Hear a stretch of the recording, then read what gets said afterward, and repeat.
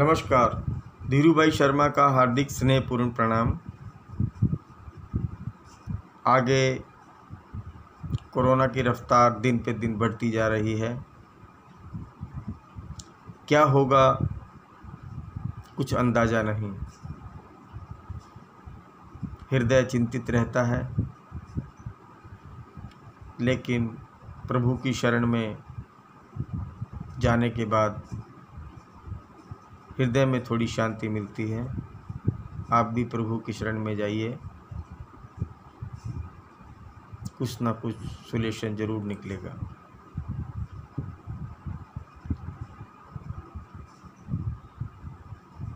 हिंदी की शब्द शैली में एक शब्द है प्रेम। प्रेम का कोई उल्लेख करने वाला ही नहीं हुआ। प्रेम तो प्रेम ही है, और प्रेम कभी भी हो सकता है। प्रेम पत्नी से भी होता है, प्रेम बेटी से भी होता है, प्रेम पिता से भी होता है, प्रेम माता से भी होता है, प्रेम भगवान से भी होता है। लेकिन इन सब प्रेम से सबसे ऊपर जो प्रेम है, जो अंत काल तक काम आता है, वो है प्रभु के साथ प्रेम। जिस आदमी का प्रभु के साथ में प्रेम हो गया, उसको किसी भी प्रेम की ज़रूरत नहीं है, किसी के भी प्रेम की ज़रूरत नहीं है। जिसका साक्षात परमात्मा से प्रेम हो जाता है, उसको किसी के प्यार की ज़रूरत नहीं है। यहाँ पे भी प्रेम, ऊपर भी प्रेम। इसके अलावा जो यहाँ प्रेम करोगे, तो ऊपर प्रेम की आशा छोड़ देनी चाहिए। कर्म अच्छे और प्रेम दिल से, ये दो कार्य आदमी करे, उसके मोक्ष के द्वार सदैव खुले रहेंगे। परमात्मा स्वयं उसको लेने के लिए आएगा, इसमें कोई दो राय नहीं। एक पति और एक पत्नी थे। पति की उम्र तकरीबन 60 साल, उनके 2 पुत्र और उनकी पत्नी। अटूट प्रेम दोनों में, घनिष्ठ प्यार दोनों में।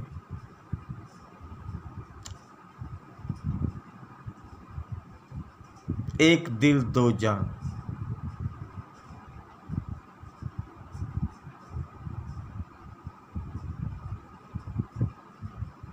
पत्नी के रसोई में कार्य करते वक्त उनके चेहरे पे थोड़ा गर्म पानी गिर गया तो चेहरा बिगड़ गया।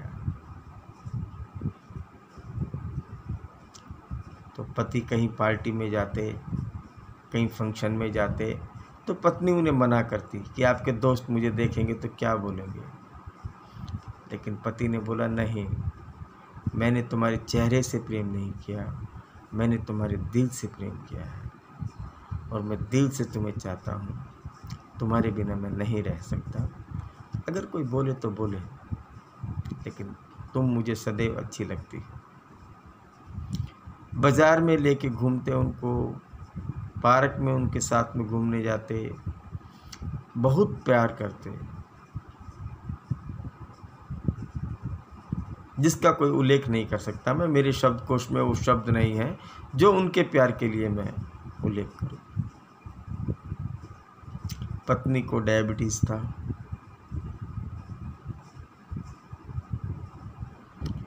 एक दिन की बात है कि पत्नी की तबीयत खराब हो गई। बहुत सेवा की उन्होंने अपनी पत्नी की, बहुत सेवा की। जो नवयुग के प्रेमी प्रेमिका हैं, वो जब उनको देखते थे तो वो ये बोलते थे कि इस उम्र में इतना प्रेम। प्रेम की कोई उम्र नहीं होती। प्रेम की कोई उम्र नहीं होती, प्रेम की कोई सीमा नहीं होती, लेकिन प्रेम सात्विक होना चाहिए। शारीरिक संबंध एक अलग सब्जेक्ट है और दिल से दिल का मिलना एक अलग सब्जेक्ट है। तो लोग बोलते थे कि इस उम्र में इतना प्यार, ये तो परमात्मा से परमात्मा का मिलन है भाई, ये पति पत्नी का मिलन नहीं है। तो पत्नी की तबीयत खराब होने के बाद बहुत सेवा की उन्होंने, लेकिन एक दिन ऐसा समय आया कि उनकी पत्नी की तबीयत ज़्यादा खराब हो गई, उनको डॉक्टर के पास ले जाना पड़ा हॉस्पिटल में। अब पिताजी की वो उम्र भी ज़्यादा थी, तो उनको पुत्र बोले कि पिताजी एम्बुलेंस आ गई है, माताजी को हॉस्पिटल ले जाना है, तो आपकी आज्ञा चाहते हैं, आप घर पे रहिए। अब घर पे कैसे रह सकता था, तो दो जिस्म एक जान हो और पत्नी हॉस्पिटल जा रही है इलाज के लिए, वो समय कैसा होगा उस पति के लिए। खैर कोई बात नहीं, उन्होंने पुत्र को बोला कि सिर्फ मुझे 2 मिनट का टाइम दे दो, मैं उससे अकेले में बात करना चाहता हूँ। पुत्र बाहर चले गए, कमरा बंद किया, आंखों में जल की धारा बहने लगी। पति ने बोला, पत्नी को धोखा मत दे जाना, मुझे जैसे जा रही है वैसे वापस आ जाना, धोखा मत दे जाना मुझे, जैसी जा रही हो वापस आ जाना, ये सोच करके तुझे अकेली भेज रहा हूँ। जाएंगे तो दोनों साथ जाएंगे, अकेले नहीं जाएंगे। इतना बोल के दरवाज़ा खोला, बाहर एम्बुलेंस खड़ी हुई थी और पत्नी को उनके पुत्र एम्बुलेंस में डाल के हॉस्पिटल में ले गए। 2 दिन इलाज के बाद में, संयोग की बात है, भगवान की यही कार्यशीला थी कि उनकी पत्नी का और पुत्रों की माताजी का स्वर्गवास हो गया। बहुत दुख हुआ। अब समस्या ये थी कि पिताजी को क्या कहेंगे, पिताजी को क्या कहेंगे कि माताजी का स्वर्गवास हो गया। अब हॉस्पिटल से बड़े बेटे के घर पे उनके शव को लाया गया। पिताजी छोटे बेटे के घर पे बैठे हुए थे। किसी की भी ये हिम्मत नहीं कि वो पिता को जाके बोले कि माताजी नहीं रही।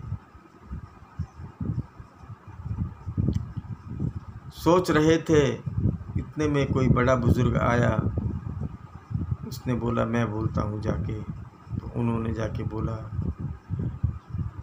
बड़े दुख की बात है कि आपकी धर्मपत्नी अब इस दुनिया में नहीं रही। इतना सुनते ही जैसे उनके गोडे ही टूट गए हों और वो वहाँ पर बैठ गए।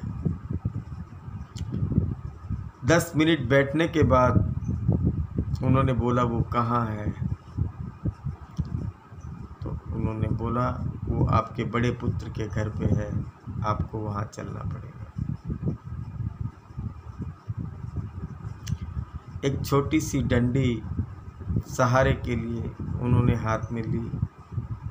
चश्मा जो धुंधला हो चुका था उसको पहनकर वो बड़े पुत्र के घर पे गए। आँखों में आंसू बह रहे थे और अपनी धर्मपत्नी के शव के पास जाके वही 2 लाइन बोली, मुझे पता था तू धोखा देगी, तू धोखा देगी मुझे पता था। और तूने धोखा दे ही दिया, लेकिन मैं तेरे जैसा धोखेबाज नहीं हूँ। जो वचन तेरे को दिया था वो पूरा करूँगा। और उन्होंने उसके सिर को उठाकर अपने घोड़े पे रखा, चश्मा उतार के बाजू में रखा और उसके हृदय पे सिर रखा और फिर सिर उठाया ही नहीं,